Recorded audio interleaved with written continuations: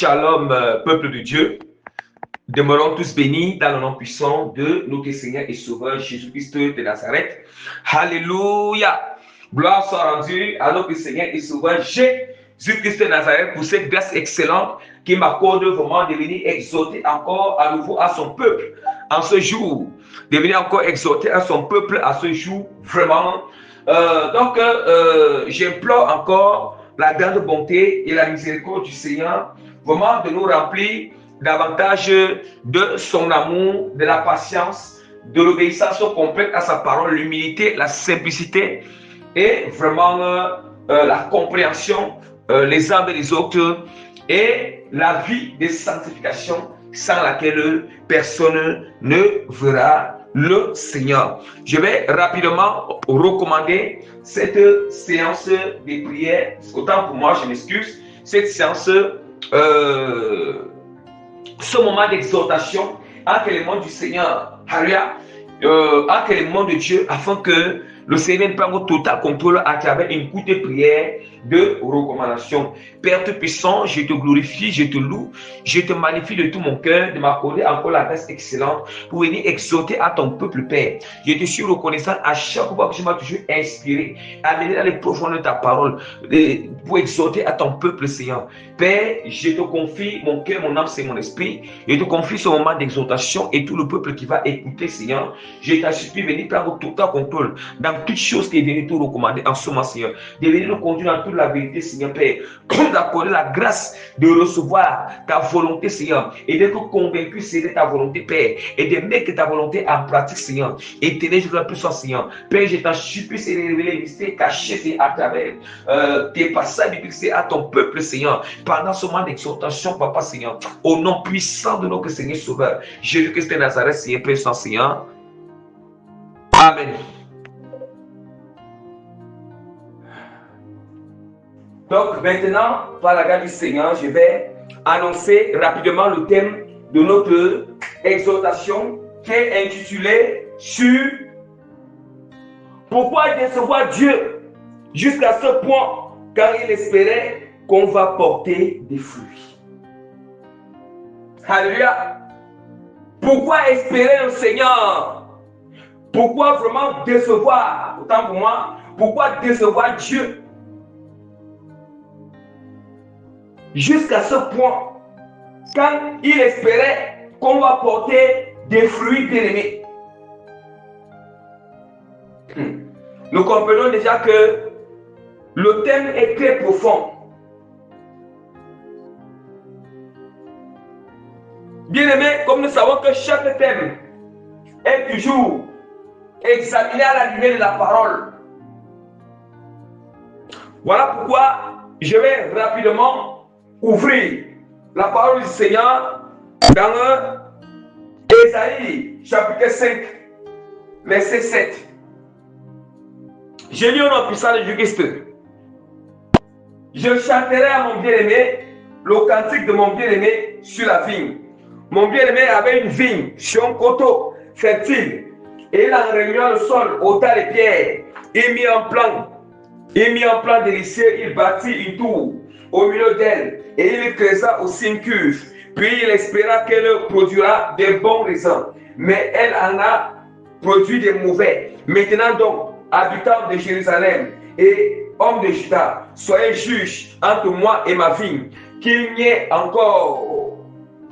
y avait-il encore à faire à ma vigne que je n'ai pas fait pour elle? Pourquoi, quand j'ai espéré qu'elle produisait de bons raisins, en a-t-elle produit des mauvais? Je vous dirai maintenant ce que je vais faire à ma vigne. J'enracherai la haie pour qu'elle soit broutée. J'en battrai la clôture pour qu'elle soit foulée au pied. Je la réduirai en ruine. Elle ne sera plus taillée ni cultivée. Et les ronces et les épines y croîtront. Je donnerai des ordres aux nuées afin qu'elle ne laisse plus tomber la pluie sur elle. La vigne de l'Éternel des armées, c'est la maison d'Israël. Et les hommes de Juda, c'est le plan qui chérissait. Il avait espéré de la droiture. Et voici du sang versé, de la justice, voici des cris de détresse. Que toute la gloire revienne encore à notre Seigneur et Sauveur Jésus-Christ de Nazareth. Là, je vais repasser pour expliquer profondément vraiment ce passage biblique. On nous dit dans Isaïe chapitre 5, je commence par le verset 1 pour expliquer. Je chanterai mon bien-aimé, le cantique de mon bien-aimé. Sur sa vigne, pour bien, mon bien-aimé avait une vigne sur un coteau fertile. Il dit que qui dit que je chanterai mon bien-aimé. C'est le prophète Isaïe. Alléluia. Oh, il dit que je chanterai à mon bien-aimé. Qui est son bien-aimé? Le bien-aimé, c'était Israël. C'était la tribu de Juda et la tribu d'Israël qui comportait 10 tribus bien-aimées. Yes. Oh, ici maintenant Israël, ce n'est plus Israël de la chair, mais ça devient l'église. Comme l'église, ça devient les chrétiens. Je chanterai aux chrétiens, les bien-aimés chrétiens. Ces bien-aimés deviennent les chrétiens. Ces bien-aimés deviennent nous, les serviteurs et les servants de Dieu. Et les chrétiens bien-aimés, les fidèles. Continuons davantage. Nous continuons davantage la lecture.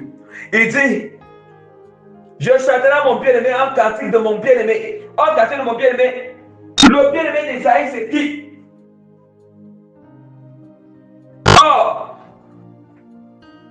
bien-aimé, ça veut dire que c'est une personne que j'aime beaucoup. Donc, son bien-aimé était comme le Seigneur Dieu. Il dit qu'il chante à son bien-aimé. Il chante à Israël le cantique de Dieu qui est son bien-aimé. Parce qu'il aime le Seigneur. C'est Isaïe qui parle. Alléluia. Il a remis le sol. Qui a remis le sol? C'est le Seigneur qui avait remis le sol. Il dit que le cantique de mon bien-aimé, il a remis le sol. C'est son bien-aimé qui avait remis le sol qui est Dieu. Il a remis le sol. Au-delà des terres. Yes. Le sol c'est quoi? Le sol c'est le cœur. Alléluia. Le sol c'est le cœur. Il dit le Seigneur a pris soin. Il a remis le sol. Il a ôté les pierres. Yes. Ça veut dire que nous avons cru au Seigneur à une époque, à un moment. Alléluia. On s'est donné. On a cru en Jésus-Christ. Alléluia. On s'est donné à fond. Bien aimé, il est question qu'on s'est donné à fond. Tu fais que le sol a accepté que le Seigneur remue ce sol. Il enlève les pierres. Ça veut dire que quand on a accepté Christ, oui, au début, on commence à marcher avec le Seigneur. Bien. Nous commençons à marcher avec Dieu bien. Yes. On se dispose, ça veut dire que le sol a laissé qu'on remue ce sol. Notre cœur a été disposé, que ce sol a été disposé. Et le Seigneur remue notre cœur. Remue quoi? Yes. On appelle ça le déracinement. Remuer le sol, c'est pour enlever tout ce qui est dans le sol. Pour enlever tout débris qui est dans le sol. Enlever les pieds qui sont dans le sol. Enlever tout ce qui n'est pas bien dans le sol. On appelle ça qu'on est en train de crier pour garder ce qui est bien et enlever ce qui est mauvais dans le sol. Alléluia. C'est tout maintenant on a disposé nos cœurs par la grâce du Seigneur. Dieu a ôté les pieds dans notre cœur. Il a ôté les semences des pieds dans notre cœur. Il a ôté les pieds dans notre cœur. Il a ôté les cieux dans notre cœur. Il a ôté les mauvais arbres. Parce qu'il dit que tout plante. Alléluia. Tout ce n'est pas bien planté par mon Père sera déraciné. Il a ôté cela dans notre cœur. Ah oui. Et là notre cœur est connecté avec le Seigneur. Notre cœur commence à refléter la volonté de Dieu. Notre cœur commence à obéir à la volonté du Seigneur. Ah, bien aimé. Continuons avec la parole. Continuons. Il a remis le sol au-delà des pierres et il mit un plan délicieux. Oui. Le Seigneur a ôté les pierres dans notre cœur. Ça veut dire qu'il a d'abord ôté. Il a ôté tous les arbres magiques, tout plante magique dans notre cœur, tout semence magique dans notre cœur.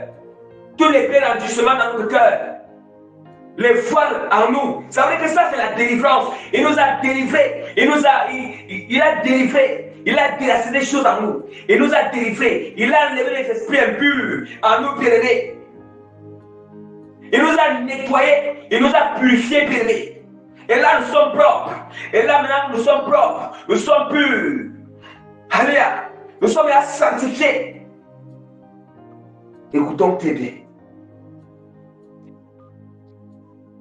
on peut dire, et il mit un plan délicieux. Il mit un plan délicieux. Il bâtit une tour au milieu d'elle. Yes! Un plan délicieux, une tour. Un plan délicieux et un plan délicieux et une tour qu'il a bâti au milieu d'elle. Ça veut dire quoi? Ça veut dire que le Seigneur, ce plan délicieux et cette tour, ça symbolise ou ça représente. Il a planté, yes. La sainte doctrine qu'il a planté, bâti en nous, yes. La vérité qu'il a planté, bâti en nous. L'honnêteté qu'il a planté, bâti en nous. L'intégrité qu'il a planté, bâti en nous.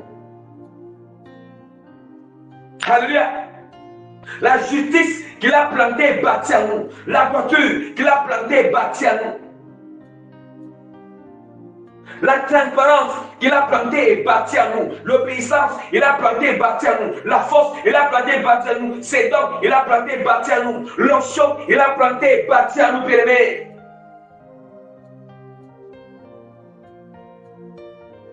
Ses bénédictions, il a planté et bâti à nous.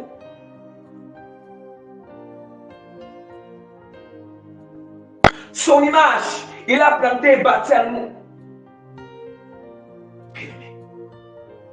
Son zèle, la détermination qui vient de lui, le courage, la résilience, la crainte, la bonté, la bienveillance, tout ce qui est de la volonté du Seigneur, il a planté et bâti à nous, bien-aimés. Après avoir qu'il a délivré, vous voyez, c'est tout là où on vous dit que Dieu ne peut pas planter chez ça d'abord purifier, délivrer, ôter les choses en nous. Or, il a fait maintenant. Et puis il continue encore à dire, il y créa aussi une cuve, yes, une cuve. Puis il espéra qu'elle produirait des bons raisins, mais elle en a produit de mauvais. Oh, du fait que le Seigneur a bâti ces choses dans notre cœur ne devient plus seulement un simple sol, mais ça devient le champ du Seigneur. Ça devient le champ du Seigneur, un jardin de l'Éternel. Un jardin potager bien-aimé. Alléluia. Oui. Ça devient le champ de la vigne du Seigneur. Notre cœur devient le champ. Parce que les choses ont été plantées. Bien-aimé.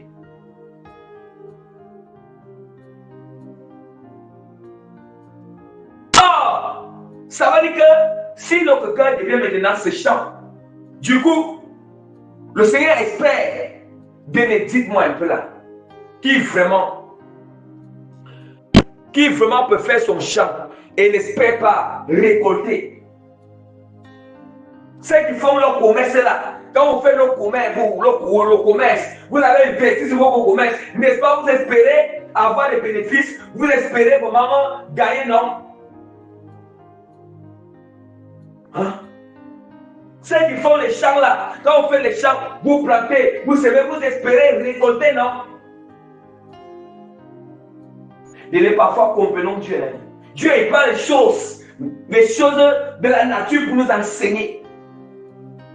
Parce que le jour où nous allons comprendre ces choses, nous allons, notre discernement sera toujours activé à tout moment. Nous n'allons pas accepter tout raisonnement dans notre esprit. Nous n'allons pas accepter toute pensée dans notre esprit. Nous allons combattre, je répète, parce que les choses qui font toujours, qui commencent à s'infiltrer pour que, bien aimé, pour que bien aimé, on commence à se détourner du Seigneur. On commence à décevoir le Seigneur. Ce sont des raisonnements d'abord. La parole du Seigneur est très claire. Dans l'épître de correction, pour dire que je crains que vos pensées ne soient séduites, comme le diable avait fait à Ève, ne soient séduites par le serpent.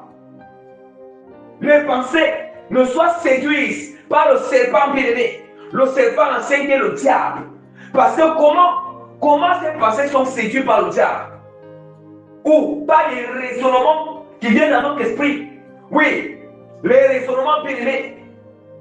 Les raisonnements tels que... Ah oui. Parce qu'il y a toujours une cause. Il y a toujours une raison. Il y a toujours une raison, bien-aimé. Il y a toujours une raison quand on tombe à la séduction de l'ennemi. Dans la séduction de l'ennemi, c'est très clair. Il y a toujours une raison. La parole du Seigneur est très claire.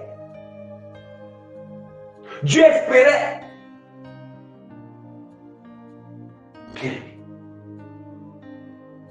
Vous-même là, si nous les humains, quand la personne, même quand il fait un jardin potager bien-aimé, où il a planté les fruits et tout, n'est-ce pas, quand même dans votre cas, ou bien dans votre ce qui ne produit pas là, n'est-ce pas, vous coupez, vous jetez. Or, vous avez espéré, c'est vous-même qui avez planté la chose. Vous avez entretenu la chose. Vous avez dépensé, investi, entretenu la chose. Et puis à la fin, quand tu espères recevoir, récolter, ça ne donne pas. Qu'est-ce que tu vas faire? Ça veut dire que tu as perdu ton temps. Tu as dépensé pour rien. Et là, du coup, tu vas couper la chose. Parce que ça ne t'a pas donné le rendement. Et ça ne donne pas le rendement. Et ça ne donnera jamais le rendement. Tu as essayé même de patienter. Si ça peut donner rien. Mais les autres fruits donnent. Les autres plantes te donnent bien. Mais ce qui ne va pas donner, tu vas couper. Or, les autres plantes te donnent bien, ce sont ces chrétiens-là qui demandent à le Seigneur. Ça veut dire que qui demandent de donner les fruits à Dieu. Ah oui. Le Seigneur est très clair. Il est très clair. Oui. Ah oui. Quand j'ai espéré qu'elle produirait les bons raisins, en est-elle produit de mauvais? Des mauvais bien-aimés. Des mauvais raisins. Des mauvais raisins. Comment se fait-il que bien, tu as planté le grain, ou bien tu as planté une plante une bonne plante. Maintenant, la fin de toute chose, la plante finit par donner les mauvais fruits. Ça veut dire que ça a été corrompu. Comment se fait-il que Dieu t'a délivré? Comment se fait-il que le Seigneur a pris soin? Il a brisé le cœur. Il a déraciné les œuvres des ténèbres dans notre cœur. Il a levé le péché dans notre cœur. Il nous a délivré de tout démon, de tout esprit impur. Il nous a remplis de son amour. Il nous a remplis de ses semences. Il nous a remplis de sa volonté. Mais à la fin de toutes choses, quand il faut que ça produise des fruits, ces choses produisent des fruits. Ce n'est pas ça qui se manifeste. Mais c'est autre chose. Ça veut dire que bébé, le chrétien a été corrompu. Ça veut dire que quelque part, tu as été corrompu par le diable. Le diable t'a séduit. Attention, veillons à notre marche avec le Seigneur. Aujourd'hui, tu peux être avec Dieu. Aujourd'hui, tu peux être bien avec le Seigneur. Mais si, bien aimé, on ne fait pas attention, le diable va nous séduire. On ne fait pas attention, le diable va nous corrompre. Aujourd'hui, tu peux être obéissant demain. Le diable va te corrompre dans tes pensées, dans tes raisonnements, dans tes raisons pénées, afin de désobéir au Seigneur. Aujourd'hui, tu peux être honnête. Demain, le diable va commencer à te corrompre pour que tu sois malhonnête. Aujourd'hui, tu peux être péné, tu peux être dans la vérité. Demain, le diable va te corrompre. Tu vas commencer à pratiquer le mensonge. Aujourd'hui, peut-être tu vas être dans la sanctification. Demain, le diable peut te corrompre. Parce que de Dieu dans ce pourquoi? Parce qu'il y a encore la pratique de sanctification en toi. Il y a encore cette sémence de sanctification en toi. Mais demain, le diable, il peut corrompre cette sémence. Pourquoi ça ne soit plus la sémence de sanctification, hein? Et ça sera la sémence maintenant d'impureté bénée. Aujourd'hui, tu peux être béni. Alléluia. Saint-Esprit de l'Éternel. Saint-Esprit de l'Éternel, comprenons les enseignements profonds de l'Éternel. Tu enseignes par les paraboles, tu enseignes par la nature. Il enseigne par la nature. Aujourd'hui, tu peux être transparent et sincère. Demain après demain, tu ne seras plus transparent, c'est le diable va te corrompre. Voilà pourquoi il dit qu'on doit persévérer dans ces choses. qu'il a planté en nous jusqu'au bout. Aujourd'hui, tu peux être pas humble, mais le diable cherche pour tout à te séduire, à te corrompre, bien-aimé, à te détourner de l'humilité pour que tu sois orgueilleux. Aujourd'hui, bien-aimé,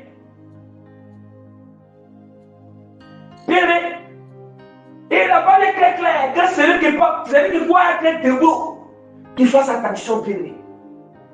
Il a fait très attention de tomber. Celui qui voit être debout, bien-aimé. Persévérons dans ces choses. Ah! Alléluia. Alléluia, bien-aimé. Faisons attention. Lorsqu'on constate qu'il y a des choses qui sont là, on va se répartir rapidement avant que cette semence ne soit corrompue par le diable. Bien, tout commence par nos raisonnements, tout commence par nos pensées, tout commence par nos sentiments, tout commence par nos désirs, tout commence par nos envies, tout commence par nos désirs. Il n'y a pas la sorcellerie dans la marche spirituelle. Il est question, pénesse, on soit attaché à la connaissance de l'Éternel. Le Seigneur est très clair. Depuis que nous connaissons Péné, la parole est très claire que nous renversons toute hauteur qui s'élève contre la connaissance de Christ. On amène une pensée captive à l'obéissance de Christ. Est-ce que nous ne comprenons pas bien? Il y a toujours les hauteurs, nous, c'est les séductions de l'ennemi dans nos pensées. Mais nous sommes, les chrétiens, nous négligeons le discernement. Brandissons les paix de discernement. En fait, tout détail, discernons toutes choses. Mais nous sommes quel genre de chrétiens? Quel genre de chrétiens qui ne discernent pas? Quel genre de chrétiens qui négligent le discernement? Qui négligent? Ça, nous sommes paresseux à discerner, bien-aimé. À discerner. En fait, on se laisse dominer, on se laisse bien-aimé, dominé par l'ennemi, on se laisse tromper par le diable, on se laisse bien-aimé séduire par le serpent ancien, bien-aimé. Dans nos pensées, croyons que sont nos pensées, bien-aimé. On se laisse manipuler par le diable dans nos pensées. N'avons-nous pas le Saint-Esprit pour discerner? Hein? N'avons-nous pas le Saint-Esprit pour discerner, bien-aimé? C'est parce que nous sommes négligents. Nous sommes paresseux parfois. Et parce qu'on ne veut pas discerner. On ne veut pas se disposer. Ah oui. Nous sommes égoïstes. Parfois, les gars du Seigneur. On ne pense pas d'abord à l'Éternel. On pense à nous. Misérables. Quand nous sommes dans ces chairs pécheresses, bien-aimés. Attention, bien-aimés. On doit maintenir le cap sur le bon chemin avec le Seigneur. On ne maintient pas le cap, on peut être avec Dieu aujourd'hui. Demain, nous sommes plus avec Dieu. Si on meurt dans cet état, c'est l'affaire. Attention. Nous ne croyons pas, bien-aimés, quand nous sommes alliés avec Dieu, nous faisons attention, veillons à ce qu'on demeure alliés avec l'Éternel. Veillons à ce que nous demeurons alignés avec l'Éternel jusqu'au bout. Et Saint-Esprit de l'Éternel. Jusqu'au bout. Je vous ai dit que tout commence par là. Et c'est le serpent ancien qui le fait. Comme il a séduit Ève. La pourquoi vous l'avez fait, je ne crains que vous ne soyez séduits. Comme le serpent l'a fait avec Ève. Séduis-vous dans vos pensées. Vous-même, vous ne savez pas qu'il y a des petites subtilités que le diable utilise. Il sait que non, si tu fais des choses, tu vas voir visiblement que oui, ça sera un péché qu'on l'a construit. Il va utiliser des choses qui sont, parfois des choses qui sont bonnes. Des choses qui sont bonnes. Maintenant, il va cacher le piège derrière pour que tu tombes dans le péché.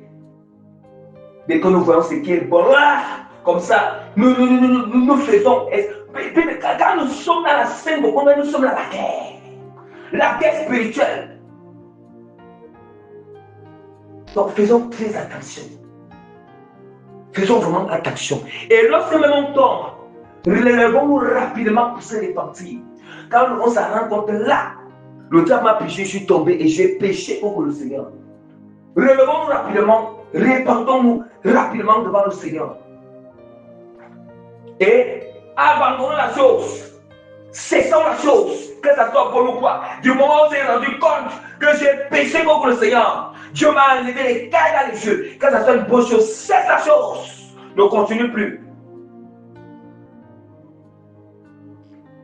Parce que celui qui contrôle du péché et de justice, il t'a convaincu. Il t'a convaincu que ça, tu es tombé. Alléluia. Celui-là, il t'a convaincu de péché, de justice et de jugement. Que laisse telle chose. Alléluia. Que la chose était vraiment quelque chose de bonne ou de mauvaise, mais cela t'a fait tomber. Cela a été l'origine de ta chute. Lorsqu'il te convainc et tu te relèves pour te repentir, on doit regarder quand je me relève, qu'est-ce qui m'a fait tomber? Qu'est-ce qui m'a fait chuter? Alléluia. Et là, j'abandonne la chose. J'évite la chose. Je m'éloigne de la chose afin de m'approcher davantage, de m'attacher davantage à ce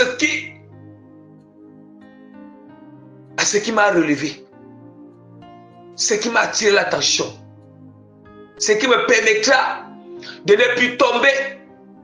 Alléluia. Bien-aimé, la parole du Seigneur continue encore à nous dire davantage. Toujours, le Seigneur ou le verset de nous dit qu'il a remis le sol, ôta les pierres et il mit un plan délicieux. Il bâtit une tour au milieu d'elle et il creusa ainsi une cuve. Puis il espéra qu'elle produira de bons raisins. Alléluia, de bons raisins, mais elle n'a produit de mauvais. Elle en a produit de mauvais, bien-aimés. Bien-aimés, imaginez très bien. Le Seigneur a pris soin. Non seulement je vous ai parlé, il a pris soin d'abord de nous purifier, de nous nettoyer, de nous transformer. Il a pris soin de bâtir en nous l'amour, la paix, la joie, l'obéissance, la sainteté, la sainte doctrine, la justice, l'intégrité, sa parole, son image, son aspect, ses caractéristiques, ses attributs, ses qualités. C'est pas que nous n'avons pas ces choses, nous avons. Il parle dans le contexte qu'il a bien planté ces choses. Plantons-nous ces dons spirituels. Plantons la charité, bien-aimée. Plantons-nous la bonne manière de faire les choses. La sagesse pour faire son œuvre, pour amener les autres à se repentir. La sagesse qui vient de lui, l'intelligence, le discernement, la prudence. Et puis, quand ces choses ont grandi, il fallait que ces choses portent des fruits. Ça porte des fruits. Dieu espérait que ça va porter des fruits. Comment est-ce que Dieu espérait? Oh, ça doit porter des fruits lorsque tu effaces, premièrement, le quartier où tu habites, le lieu où tu habites, ton voisinage et tes voisines et tes voisins. Ça veut dire que ces choses doivent se manifester. Qu'il a mis en toi. Dieu espère que des choses, des capacités qu'il a mises en toi doivent se manifester à l'égard de cela pour qu'ils puissent te convertir. Bien-aimé, pour qu'ils puissent se convertir. Dieu espérait que tu vas manifester les actions liées à ces qualités. Tu vas manifester les fruits liés à ces qualités. Tu vas manifester la parole qui sortira de ta bouche au milieu de ces personnes. Ça sera des paroles qui reflètent le Seigneur. Ton comportement va refléter le Seigneur. Alléluia. Ton approche avec ces actions va refléter Dieu. Ton langage va refléter le Seigneur à l'égard de cette personne. Et même dans ta famille, Dieu espérait cela. Il espérait cela. Mais si tu as montré le contraire, ce n'est pas que lui, il n'a pas mis ces choses en toi. Il les a mis. Mais toi, tu les as foulés aux pieds. Mais toi, tu n'étais pas disposé de manifester cela. Alléluia. Comment dire qu'il espère qu'on va porter les fruits? Dieu en a bien sémé la graine, le rejeton du pardon, de la miséricorde dans ton cœur, ton âme et ton esprit. Et Dieu espérait que toi, tu vas démontrer la miséricorde à l'égard de ceux qui t'ont fait du mal, à l'égard de tes ennemis, à l'égard de ceux qui veulent te détruire, à l'égard de ceux qui te haïssent. Mais toi, ce n'est pas ça que tu as manifesté à l'égard. Mais tu as manifesté la haine. Tu as manifesté l'orgueil. En réalité, Dieu avait déjà mis la miséricorde en toi. Dites-moi. Dites-moi, bien-aimé. Nous voulons que Dieu fasse comment? Nous voulons que le Seigneur fasse comment à ce niveau?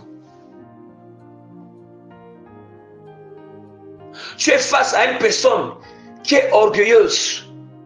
Oh, Dieu avait déjà planté l'humilité en toi, la simplicité en toi. Comme la personne a manifesté l'orgueil, toi aussi tu t'es levé. Toi aussi, bien-aimé. Tu as laissé que l'ennemi, il vient injecter, il vient souffler en toi, bien-aimé, une pensée d'orgueil. Tu as laissé que cet orgueil te domine. Au lieu de manifester l'humilité à l'égard de celui qui est orgueilleux, afin qu'en manifestant l'humilité, ça va briser son orgueil. En manifestant l'humilité, ça va neutraliser son orgueil. En manifestant l'humilité, ça va toucher son cœur. Ça va travailler son cœur. Que je n'ai jamais vu ainsi. Parce que là, ça veut dire que là, Dieu espérait que tu vas produire le fruit de l'humilité face à la chose. Quelqu'un qui t'insulte, qui te calomnie, qui vient, qui cherche à discuter avec toi, tu vas rester tranquille. Il t'a insulté, tu vas rester calme. Ou bien tu vas dire que Dieu te bénisse. Ça veut dire que là, tu as produit le fruit du Seigneur. Parce que Dieu espère toujours. Dieu, il espère toujours en toutes circonstances, en toute action. Or, pour aller cueillir les fruits au champ, pour aller cueillir les fruits dans le verger, il faut une circonstance. Une circonstance qui va nous amener à aller cueillir le fruit. Or, lorsqu'on arrive pour cueillir le fruit, on trouve que le fruit n'a pas donné. On a espéré trouver le fruit là-bas. Or, cette circonstance, ça peut que soit tu vas aller faire pour avoir de l'argent, soit tu vas aller guérir les... Autant pour moi, tu vas aller nourrir les gens, soit toi tu vas aller te nourrir. Alléluia. Soit tu vas aller faire autre chose qui va t'aider ou qui va aider les autres. C'est la même manière.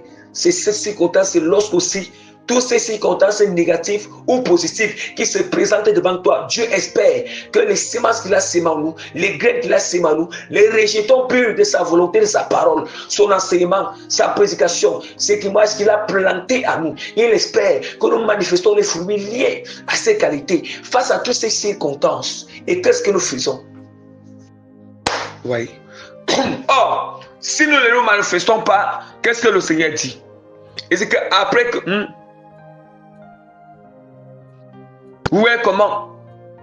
Le Seigneur, il dit maintenant que maintenant donc, habitants de Jérusalem et hommes de Juda, soyez juges entre moi et ma fille. Soyez juges entre moi et ma fille. Dieu dit que c'est lui. Soyez juges entre moi et ma fille. C'est lui qui a planté toutes ces personnes. L'humanité, c'est lui qui a planté.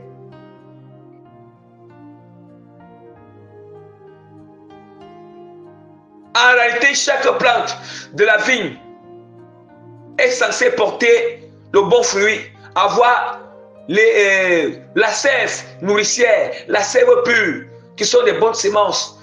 C'est la sève qui fait porter des fruits. Et puis lorsque Dieu recouvre, ça se recouvre avec une bonne sève. Maintenant la sève est corrompue. Ça devient une mauvaise sève. Ça devient une mauvaise sève et tu ne portes plus de fruits. Donc aujourd'hui, faisons attention. Bien-aimé, aujourd'hui là, tu peux être avec Dieu. Demain, veillez à ce que vous êtes avec Dieu jusqu'au bout. Aujourd'hui, Dieu peut t'attester que tu es avec lui. Si tu ne portes, aujourd'hui, Dieu peut t'attester que tu es avec lui, tu portes le fruit, Seigneur. Si tu ne fais pas, demain après, demain bien-aimé, tu ne vas plus être avec Dieu. Aujourd'hui, tu peux être amour. Si tu ne fais pas cet amour, et ne fais pas ce que cet amour porte du fruit, et que tu ne fais pas, aujourd'hui, l'ennemi peut venir te corrompre, et demain, tu ne vas plus porter l'amour. Aujourd'hui, tu pourrais être patient, mais demain après, l'ennemi va te corrompre, tu ne seras plus patient dans l'avenir. Aujourd'hui, tu peux être dans l'humilité, demain après demain, tu ne vas pas veiller à ce que tu demandes l'humilité jusqu'à ce que tu meurs. Demain après demain, l'ennemi va venir te tromper, te séduire. Tu ne seras plus dans l'humilité, mais dans l'orgueil. Mais dans l'orgueil, tu peux être dans la sanctification aujourd'hui. Mais demain après demain, l'ennemi bien-aimé va venir te séduire pour que tu abandonnes la sanctification. Tu abandonnes la sanctification du cœur, de l'âme et du dépouillement du corps. Et tu ne seras plus dans la sanctification. Donc faisons attention. On peut être avec Dieu aujourd'hui. Dieu peut nous approuver comme son serviteur. Il peut nous approuver comme on le craint. Nous sommes dans sa vérité. Nous sommes dans sa parole. Nous sommes sur le bon chemin. Mais si on ne veille pas, si nous ne veillons pas, si nous ne veillons pas, si nous ne persévérons pas, nous ne veillons pas à notre marche avec le Seigneur, je vous assure, l'ennemi peut risquer de nous séduire. Et si nous tombons dans sa séduction, on risque de se déconnecter du Seigneur. Donc Dieu appelle à la repentance tous ses enfants. Et nous appelle à l'éveil. À l'éveil, en faisant attention, travaillons durement notre salut chaque jour. C'est ce que je pouvais enseigner à l'heure actuelle, que toute la gloire, exalter à l'heure actuelle, que toute la gloire revienne à notre Seigneur et Sauveur Jésus de Nazareth. Par la grâce du Seigneur, je mets le sceau de cette exaltation, je mets les cachets, les témoins de cette exaltation, et je mets davantage la certitude authentique de l'autorité de transformation, d'impartation positive des cœurs, âmes, esprits qui vont écouter, étant disposés au nom puissant de Jésus-Christ de Nazareth. Amen.